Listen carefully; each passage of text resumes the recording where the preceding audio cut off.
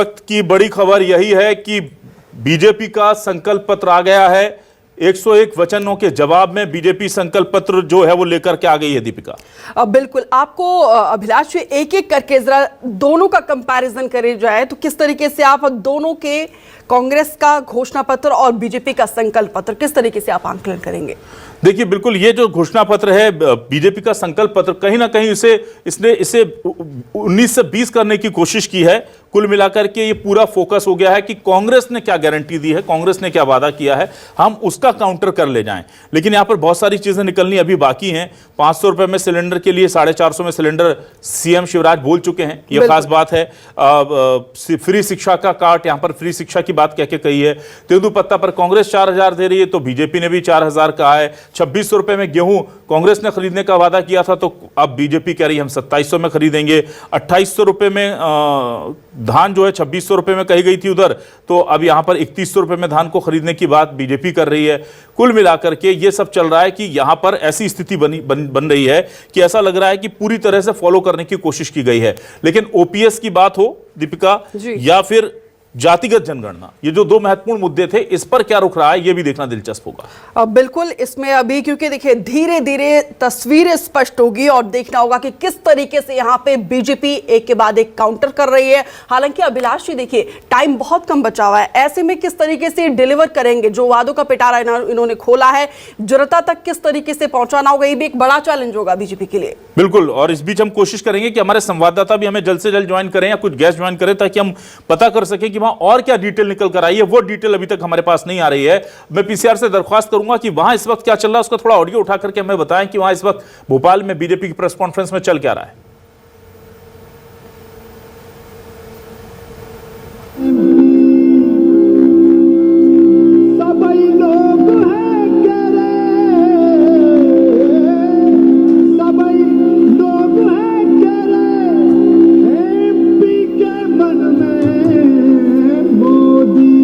Live तस्वीरें लगता मिल नहीं रही हमें वहां से।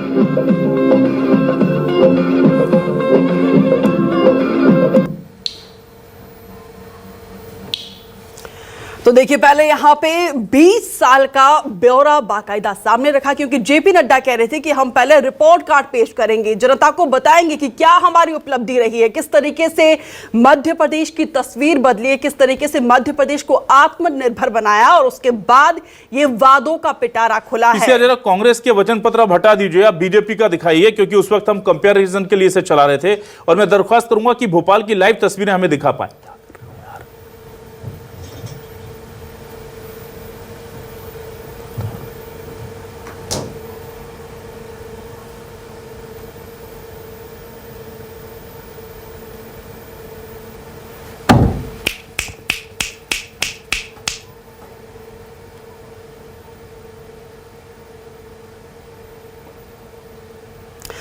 तो देखिए आज छोटी दिवाली है और छोटी दिवाली के मौके पर इस पावन अवसर पर ये वादों की झड़ी खोल दी है बीजेपी की तरफ से। और यहां पर देखिए अभिलाष जी, फेस्टिव सीजन है और दिवाली के इस मौके पर, और क्योंकि देखिए कुछ दिन तो लोग एकदम से इस फेस्टिव जोन में ही रहेंगे, ऐसे में पहले भी मैंने आपसे सवाल पूछा था कि किस तरीके से अपने वादों को लोगों तक पहुंचा पाएंगे, क्योंकि चैलेंज बड़ा रहेगा, चुनाव के लिए कम टाइम बचा है। देखिए पहले काफी हद तक सीएम शिवराज जो है और उनकी टीम अपने जो महत्वपूर्ण वादे थे, जो हाइलाइट्स थी इस घोषणा पत्र की, संकल्प पत्र की, उसे पहुंचा चुके हैं।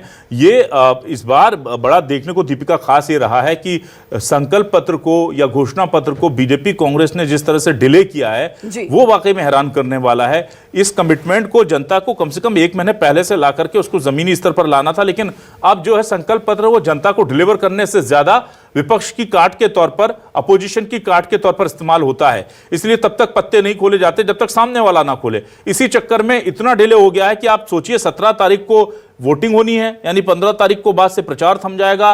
11 दिन है, 11 तारीख आज है, 12 को दीपावली है, तो 11-12 निकल गए, 13-14 2 दिन के लिए संकल्प पत्र को जो है इनके पास मौका रहेगा उसे जनता तक पहुंचाने का।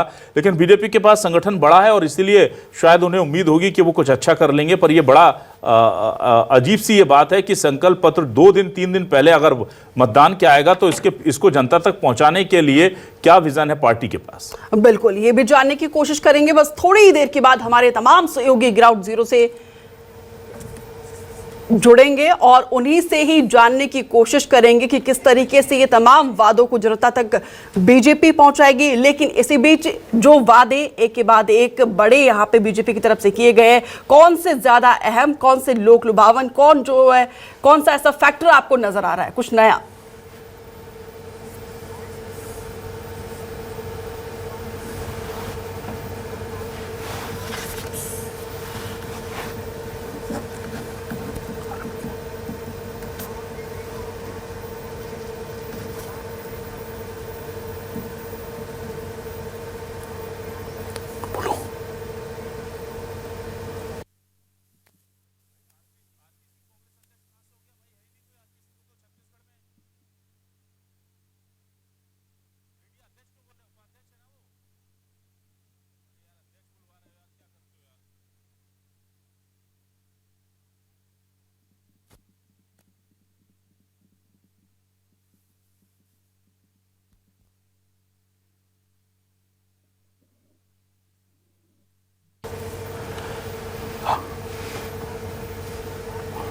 हमारे साथ श्रुति अग्रवाल जुड़ चुकी हैं, वरिष्ठ पत्रकार, और आरपी सिंह मीडिया उपाध्यक्ष कांग्रेस से हमारे साथ जुड़े हैं। बहुत बहुत स्वागत करूंगा दोनों मेहमानों का मैं।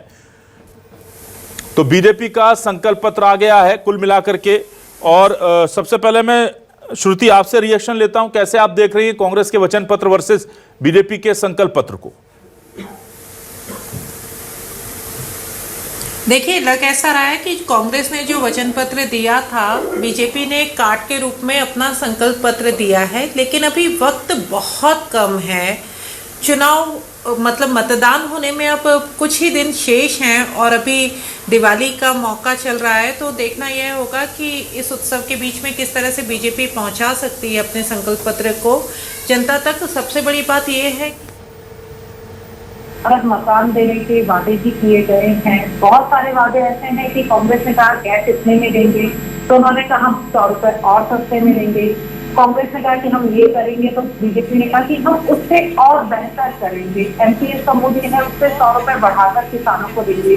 तो कुल मिलाकर देखा जाए तो प्रथम दृष्टया एक पत्रकार या नागरिक के रूप में जो तो मुझे दोनों ही घोषणा पत्र बहुत ठोस नहीं लगे। ऐसा नहीं लगा कि जमीन पर ये पूरी तरह से उतर पाएंगे, ऐसा लगा कि चुनाव हो रहे हैं तो बहुत सारे वादे करने हैं।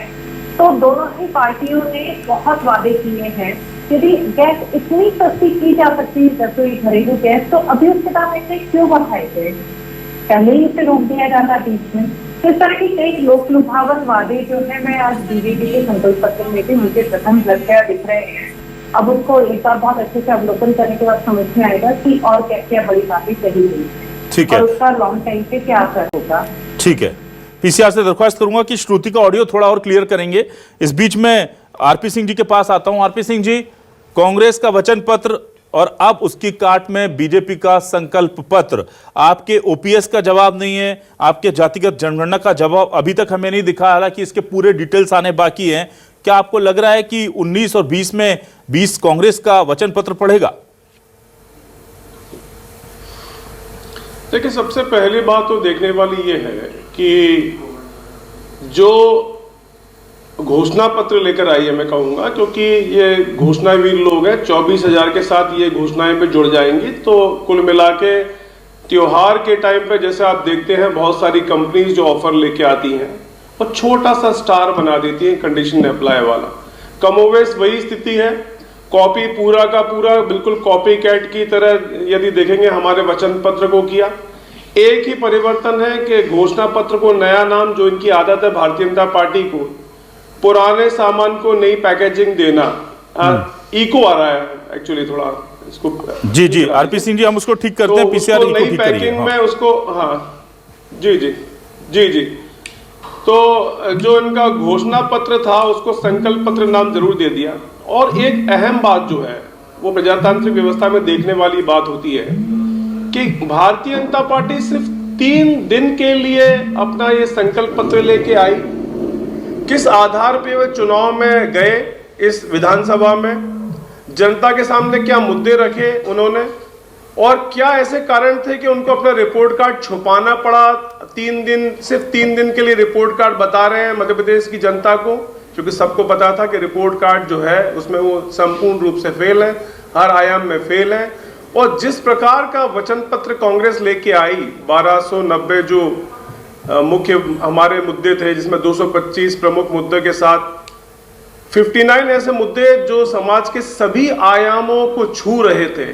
अब मैं एक बात और स्पष्ट बता दूं, हमारा जो वचन पत्र हम लेके आए वो बिल्कुल स्पष्ट रूप से साध्यता के आधार पे, फिजिबिलिटी के आधार पे, कि जो वचन हमने दिए हैं वो वचन का हम किस प्रकार से एग्जीक्यूशन करेंगे, उसकी साध्यता, क्योंकि हमने बहुत गहन स्टडी करके किया। आपने पहले भी देखा, इन्होंने हमको हमारी नकल की, लेकिन अकल नहीं लगाई। इस बार भी अगर आप काउंटर कह सकते हैं उसको, लेकिन नकल ही है कमोवेश। यदि हमने 2600 रुपए अगर समर्थन मूल्य रखा है गेहूं का, तो उन्होंने 2700 कर दिया। धान का हम पहले ही बोल चुके हैं कि हम 2600 से 3000 तक ले जाएंगे, तो उसमें 150 ऊपर नीचे करके वो कर दिया। तो इनके पास मुझे लगता है कि बोलने को और कहने को कुछ नहीं है, और जनता से पूर्ण विश्वास हो चुके हैं। ठीक है आरपी जी, हम लौटेंगे आपके पास। सुधीर रेजिडेंट एडिटर भी हमारे साथ जुड़े हुए हैं। सुधीर जी, घोषणा पत्र का इंतजार था, अब वो फाइनली डिक्लेयर हो चुका है। छोटी दिवाली के अंदर वादों की झड़ी लग गई है, क्या हाइलाइट्स? देखिए, बिल्कुल बात करें तो कहीं ना कहीं जो बात श्रुति कह रही थी, लगभग उसी तर्ज पर बीजेपी का घोषणा पत्र ज्यादा नजर आता है। कांग्रेस की जो गारंटी है या कांग्रेस के जो वादे थे, उनका काउंटर इस घोषणा पत्र में साफ तौर पर नजर आ रहा है। और जो बात न्यूज 24 ने अपने दर्शकों को बताई कि महिलाओं को लेकर, किसानों को लेकर, युवाओं को लेकर सबसे ज्यादा फोकस इस पूरे घोषणा पत्र में बीजेपी करेगी, और हुआ भी कुछ ऐसा ही है। महिलाओं की अगर बात करें तो लाडली बहना योजना का लाभ जिन महिलाओं को मिल रहा है, उनके लिए मकान देने का काम प्रदेश सरकार की द्वारा किया जाएगा। हालांकि ये मकान सस्ती दर पर दिए जाएंगे, और लाडली बहना योजना के अंतर्गत जिस तरीके से प्रधानमंत्री आवास योजना, मुख्यमंत्री आवास योजना के अंतर्गत मकान दिए जाते थे, लगभग उसी तर्ज पर लाडली बहना को मकान देने का काम जो है मध्य प्रदेश सरकार करेगी। अगर बीजेपी की सरकार बनती है तो ये घोषणा जो है आज बीजेपी ने अपने घोषणा पत्र में की है। इसके अलावा किसान सम्मान निधि बढ़ाने का काम किया जाएगा, ये भी ऐलान बीजेपी ने अपने घोषणा पत्र में किया है। साथ ही साथ अगर बात करें तो जो लाडली बहना योजना की राशि है उसको क्रमबद्ध तरीके से बढ़ाया जाएगा। 30,000 करोड़ का इंफ्रास्ट्रक्चर का बजट बीजेपी लेकर आएगी अगर सरकार में आती है, ये भी वादा बीजेपी ने आज किया है। एम्स की तर्ज पर मेडिकल कॉलेज खोले जाएंगे, ये भी वादा आज घोषणा पत्र में किया गया है। पर लेकिन जो सबसे बड़ा एक जो घोषणा इसके अंदर नजर आती है वो किसानों को लेकर है।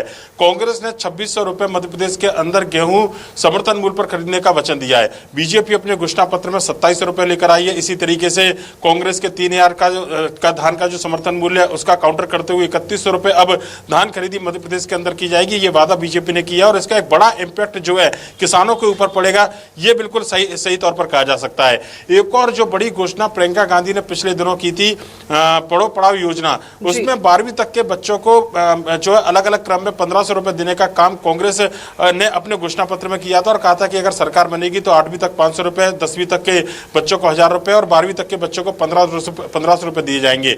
मध्य प्रदेश में जो शिक्षा 8वीं तक की अब तक पूरी तरीके से निःशुल्क हुआ करती थी, बीजेपी ने आज अपने घोषणा पत्र में शामिल किया है कि अब 12वीं तक की पूरी शिक्षा जो है वो निःशुल्क मध्य प्रदेश के अंदर दी जाएगी। एक बड़ा ऐलान इसको भी माना जा सकता है। दीपिका, ठीक है, इस बीच हमारे साथ बीजेपी से वरिष्ठ नेता गोविंद मालू जी जो हैं वो फोन लाइन पर जुड़ चुके हैं। गोविंद मालू जी, स्वागत है आपका। आपसे जानना चाहूंगा, आप कैसे देख रहे हैं ये पूरी तरह से कांग्रेस के वचनों की काट के तौर पर आप कैसे देख रहे हैं, और इतने कम समय में गोविंद मालू जी अब कहां पब्लिक के बीच में से कन्वे कर पाएंगे आप लोग? कल दीपावली लोग मनाएंगे और 2 दिन बाद प्रचार थम जाएगा उसके बाद, तो 2-3 दिन के लिए इतना लेट क्यों हो गया आपका संकल्प? वास्तव में भारतीय जनता पार्टी की ने घोषणा पत्र की प्रतिष्ठा को पुनर्स्थापित किया है, इसलिए भारतीय जनता पार्टी के जब घोषणा पत्र आता है तो लोग टकटकी लगाकर देखते हैं आखिर इन्होंने क्या कहा, क्योंकि हम उस अनुसार काम करते हैं और कोई काट और पीट का सवाल नहीं है। हमने जो काम किए हैं हम उनको आगे बढ़ा रहे हैं, चाहे सीखो कमाओ योजना हो,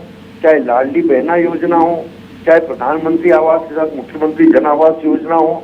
हमने कोई नकल किसी की नहीं कर रहे हैं, क्योंकि हमें जो कर सकते हैं हम वही वादे करते हैं। हमने अनुसूचित जाति जनजाति के लिए, हमने परिवहन विकास, रेल विकास के लिए, हमने युवक कल्याण के लिए, हमने खेलों के लिए, स्वास्थ्य के लिए, विभिन्न प्रावधान करके ये सुनिश्चित किया है कि जो मध्य प्रदेश जो विकासशील राज्यों की 5 में आके खड़ा हो, वो देश की शीर्ष 3 अवस्थाओं में लाने के लिए हम प्रतिबद्ध हैं। हम जीएसडीपी को 45 लाख करोड़ तक बढ़ाकर और 3 अर्थव्यवस्था में शामिल करना है। इसका मतलब ये है कि हम प्रदेश की प्रगति तरक्की चाहते हैं ताकि प्रति व्यक्ति आय बढ़े, और जब आय बढ़ेगी तो मांग बढ़ेगी, डिमांड और सप्लाई में यदि बढ़ोतरी होगी तो निश्चय ही उत्पादन बढ़ेगा और राजस्व बढ़ेगा और उससे विकास होगा। हम इस चेन को कायम करना चाहते हैं, हम इस क्रम को निर्धारित करना चाहते हैं, एक के बाद एक। हम किसी कड़ी को टूटने नहीं देना चाहते, इसलिए हमने लगा मालू जी। लेकिन मालू जी, यहाँ पर हम देख रहे थे कि ओपीएस का कोई जवाब आप लेकर आएंगे, उसका जवाब नहीं दिया आपने। स्व सहायता समूह को आज ही कांग्रेस ने नया वादा जोड़ा है कि 15,000 रुपए सालाना उनकी आय बनाने की हम व्यवस्था करेंगे। उसको लेकर के हम लोग उम्मीद कर रहे थे, क्योंकि ये बड़ी घोषणा है और हम चाह रहे थे कि कर्मचारियों को लेकर के भी बीजेपी कोई बड़ा ऐलान करेगी। देखिए, हमने जितनी भी घोषणाएं की है समय पर हम संशोधित करते रहेंगे। हमने सेवानिवृत्ति आयु में एक रूपता लाएंगे। हमने बहुत सारे उसमें वादे किए जो मैंने कहा ना, हम जो कर सकते हैं, जो हो ही नहीं सकते, वो जो आसमानी सुल्तानी बात जो करते हैं कि ये तो एक शेख चिल्ली जैसे वादे हम नहीं करते। हम तो जो जनता के पक्ष में कर सकते हैं हम उसको वादे किए, और हम किसी की नकल नहीं करते। जो काम हमने लोगों की आय बढ़ाने की बात की, हर परिवार में से एक व्यक्ति को नौकरी या रोजगार देने की बात, कितनी बड़ी बात है ये। अब इसका कोई संख्या में थोड़ी निर्णय हो सकता है। ये इन्होंने तो वादा किया था बेरोजगारी भत्ता 11,000 रुपए देने का, हमने कहा 10,000 रुपए हम स्टाइपेंड देंगे, उनको ट्रेनिंग देंगे, उनको इसके लिए तैयार करेंगे। इसलिए जो वादे वास्तव में किए जा सकते हैं और जो वादे जो हम कर सकते हैं उसकी बात करेंगे, और वही हमने की है। ठीक है जी। गोविंद मालू जी, आप बने रहिए हमारे साथ। बिल्कुल, हमारे अलग अलग गेस्ट भी हमारे साथ जुड़े हुए हैं। आरपी सिंह जी, यहाँ पर हम उम्मीद कर रहे थे कि कर्मचारियों के लिए कुछ ना कुछ जिस तरीके से कहा जा रहा था कि डेफिनेटली वो वेट कर रहे हैं और आपके घोषणा पत्र का काउंटर यहाँ पर निकल कर सामने आएगा। क्या लगता है, अब कहीं ना कहीं यहाँ पे कर्मचारियों को कोई ऐसा कोई सौगात नहीं मिली है? उम्मीद तो यही की जा रही थी कि दिवाली में कुछ ना कुछ हर एक वर्ग को मिलेगा, लेकिन कर्मचारियों के लिए कुछ नहीं मिला है। देखिए, सबसे पहले तो मैं मालू जी का जवाब देना चाहता हूँ, और मालू जी को आज पहली बार उन्होंने ईमानदारी से स्वीकार किया। उन्होंने अपने संकल्प पत्र को भी एक, मुझे लगता है, ईमानदार मध्य प्रदेश के नागरिक की तरह घोषणा पत्र ये बताया। और वो 24,000 जो घोषणाएं आज भी पेंडिंग है, उसी में मुझे लगता है इनको जोड़ लेंगे जी। बार बार आपने देखा होगा उन्होंने अपने वक्तव्य में कॉपी और नकल का भी जिक्र किया। आप देखिए, हमारे वचन पत्र को नकल करने में भी इनको इतना समय लग गया कि सिर्फ 3 दिन के लिए ये मात्र अपना संकल्प पत्र लेकर आ पाए हैं। और जो व्यक्ति मालू जी रोजगार की बात कर रहे हैं, रोजगार की जो स्थिति है, अधिकृत रूप से मध्य प्रदेश सरकार ने मात्र 27 रोजगार दिए हैं।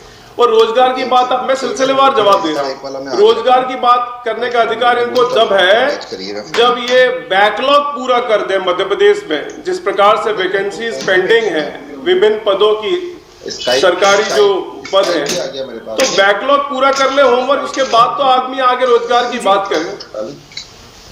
जी बिल्कुल। अभी भी इको आ रहा है, मुझे लगता है कुछ साउंड प्रॉब्लम है। ठीक है आरपी जी, हम दुरुस्त करने की कोशिश करेंगे। श्रुति जी, क्या आप तक आवाज पहुंच पा रही है?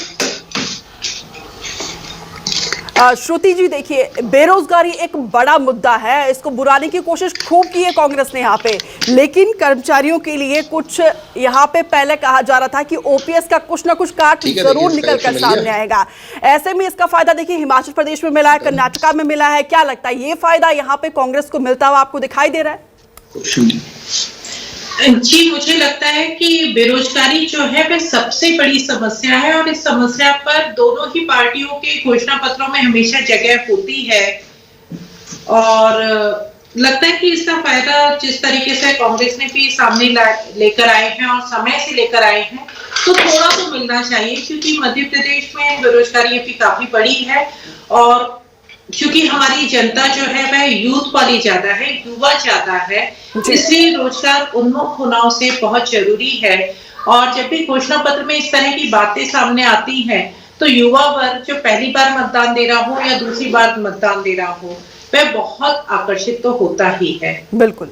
सुधीर हमारे साथ जुड़े हुए हैं लगातार। सुधीर, मैं आपसे ये जानना चाहूंगा, अब जब ये पूरा दोनों का वादों का पिटारा खुल चुका है, आपको क्या लग रहा है, एज पर कौन दिख रहा है? क्योंकि देखिए, गेहूं वाला बड़ा मास्टर स्ट्रोक, गेहूं के समर्थन मूल्य को लेकर के बीजेपी के पास वो अपर हैंड चला जाता है, तो ओपीएस कर्मचारियों का एक बड़ा मास्टर स्ट्रोक जो है वो कांग्रेस के हाथ में रहता है।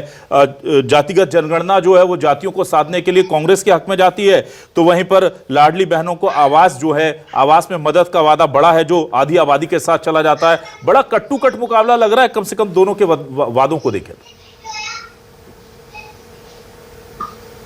बिल्कुल अविनाश जी, आपने सही कहा कि कट्टू कट मुकाबला है, क्योंकि वादे भी दोनों के लगभग समान नजर आ रहे हैं। और जो बात हम कहें कि लाडली बहना के काउंटर में जिस तरीके से कांग्रेस नारी सम्मान योजना लेकर आई थी, उसका काउंटर मध्य प्रदेश में सरकार में रहते हुए बीजेपी ने किया था। और 500 रुपये सिलेंडर देने का वादा जो कांग्रेस ने किया था, मध्य प्रदेश के अंदर 450 रुपये सिलेंडर जो लाडली बहना और गरीब तबके के लोग हैं उनको देने का ऐलान मध्य प्रदेश सरकार ने किया। और कुछ सिलेंडर जो है महिलाओं को मिलने भी लगे हैं, लिहाजा ये काउंटर निकाला गया था। जिस तरीके से कांग्रेस ने वादा किया था कि 21 साल तक जो लाडली लक्ष्मी आए मध्य प्रदेश के अंदर, उनको 21 साल तक 2 लाख रुपए तक देने की कोशिश जो है अगर सरकार बनती है तो कांग्रेस की सरकार देगी। ये कांग्रेस अपने घोषणा पत्र में लेकर आई थी। आज जब बीजेपी का घोषणा पत्र हमने देखा तो उसमें साफ तौर पर लिखा है कि महिलाओं को लखपति बनाने का काम मध्य प्रदेश में अगर बीजेपी की सरकार बनती है तो सरकार के द्वारा किया जाएगा। कम से कम 1 लाख रुपए न्यूनतम आय प्रत्येक महिला की घर में हो, और स्व सहायता समूह या किसी भी माध्यम से हो सकती है। पर लेकिन जो बिटिया हैं उनको 21 साल तक की उम्र तक आते आते 2 लाख रुपए से ज्यादा का लाभ जो है मध्य प्रदेश सरकार देगी। ये भी बीजेपी में अगर सरकार में आती है तो अपने घोषणा पत्र में शामिल किया। लगभग कांग्रेस के घोषणा की तरह ही ये मध्य प्रदेश में बीजेपी की घोषणा है। गेहूं को समर्थन मूल्य की बात करें तो 2600 रुपये कांग्रेस ने ऐलान किया, 2700 रुपये बीजेपी ने ऐलान किया है।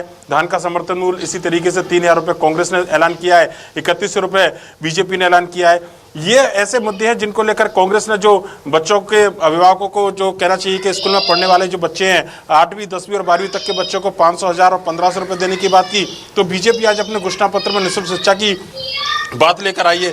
रोजगार तक जहां तक सवाल है तो मुख्यमंत्री शिवराज सिंह चौहान अपने भाषण में कहते रहे हैं कि मध्य प्रदेश में अगर सरकार बनेगी बीजेपी की तो प्रत्येक घर से एक व्यक्ति को रोजगार दिया जाएगा। ये रोजगार सरकारी होगा, प्राइवेट होगा, ये स्पष्ट नहीं है, पर लेकिन एक रोजगार देने की गारंटी बीजेपी अपने जो है चुनावी सभा में और घोषणा पत्र में लेकर आई है।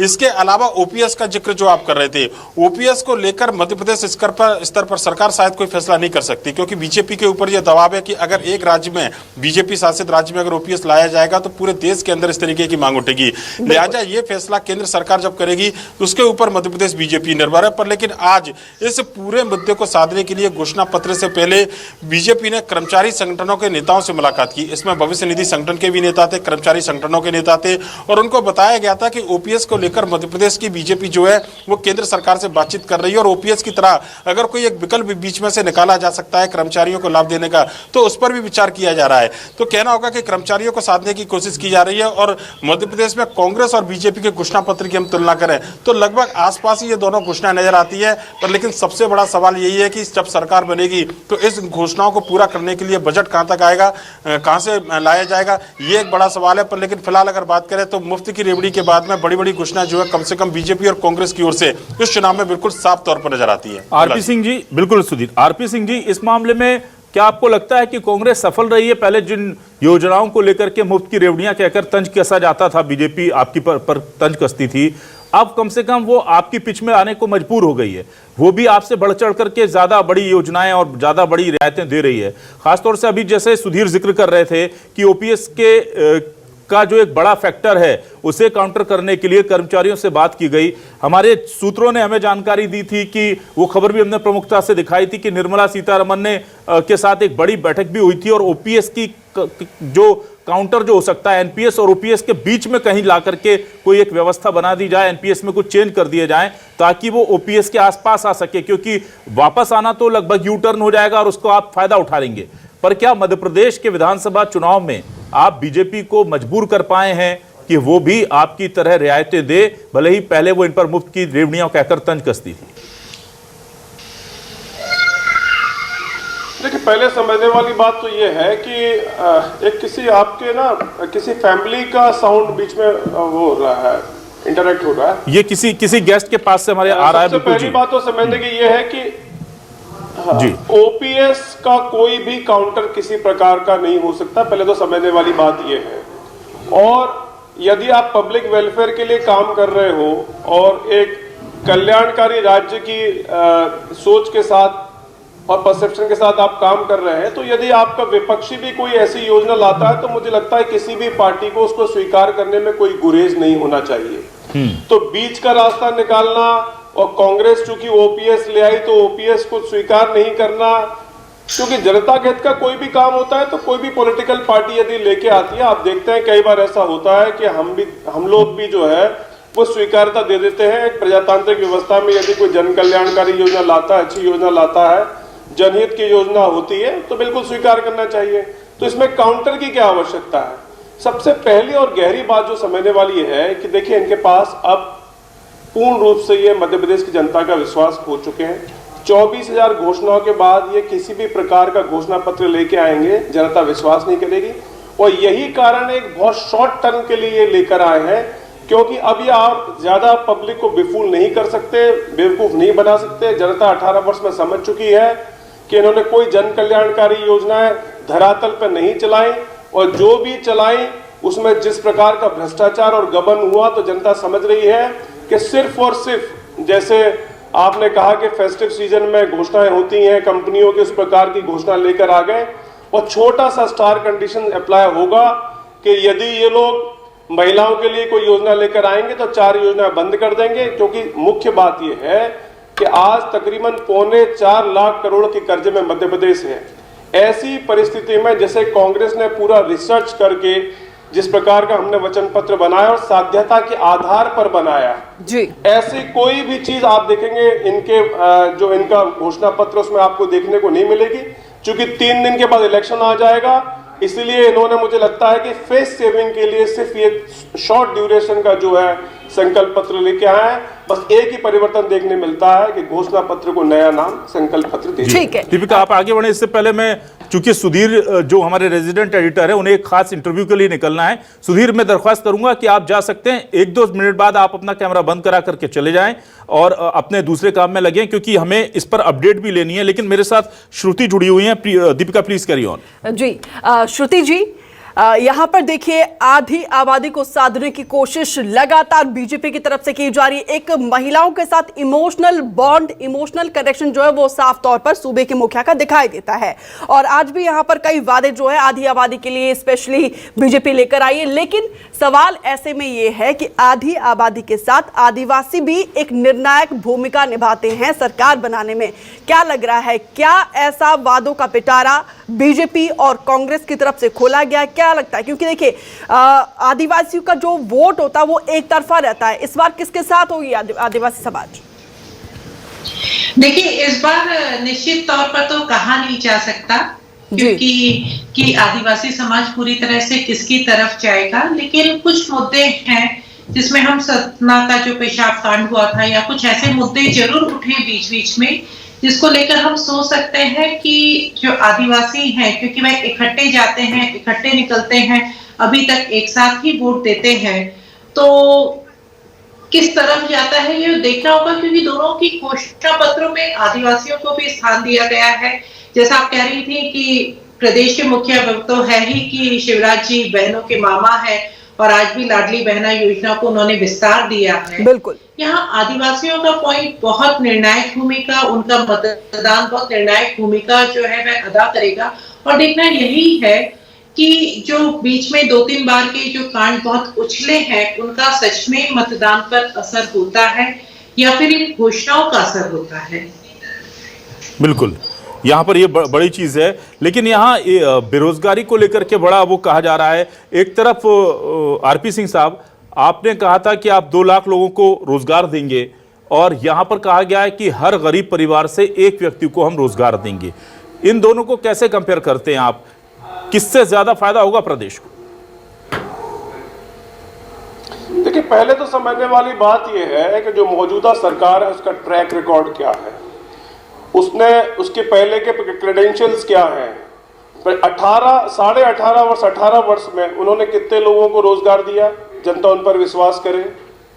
अधिकृत रूप से 27 लोगों को मात्र दिया। उससे बड़ी बात और है कि मौजूदा सरकार ने बैकलॉग क्यों नहीं भरे, यदि वो इतने ही चिंतित थे युवाओं के लिए, रोजगार के लिए। तो ऐसी झूठी सरकार भविष्य में कोई भी यदि प्रॉमिस लेकर आती है तो उस पर कौन विश्वास करेगा। जनता का और युवाओं का पूरा विश्वास खो चुके हैं वो। और आज जिस प्रकार का फिर से एक झूठा वादा लेकर आए वो, कि जिस प्रकार से वो प्रॉमिस कर रहे हैं यूथ को देने के लिए, तो आप बताइए क्या तकरीबन 40 लाख 50 लाख रोजगार दे पाएंगे। और सबसे बड़ी बात, तो आप बैकलॉग क्यों नहीं आपने क्लियर किया। यदि आपकी इच्छा शक्ति थी और आप चाहते थे कि युवाओं को मदद करें, रोजगार मिले, तो सबसे पहला स्टेप ये, मुझे लगता है सबसे पहला ही कदम ये होना चाहिए कि आप मौजूदा जो बैकलॉग है गवर्नमेंट जॉब्स में उसको क्लियर करें, लोगों को रोजगार मिलेगा। और ऐसी योजनाएं लेके आए जो रोजगारमुखी हो।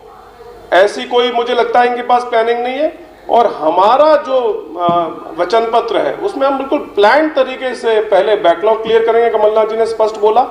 उसके बाद हम जो जहां से रोजगार, मुझे लगता है इंडस्ट्री से भी आ सकते हैं, बाहरी से, जो प्राइवेट से भी जी बाहर से लाके उद्योग स्थापित करेंगे। और पूर्ण प्रयास करेंगे कि हमारे जो प्रदेश का युवा है जो रोजगार के लिए माइग्रेट करता है, दूसरे स्टेट्स जाता है, वो ना जाए, उसको स्वयं को अपने जिले में, अपने ब्लॉक में ही रोजगार मिले।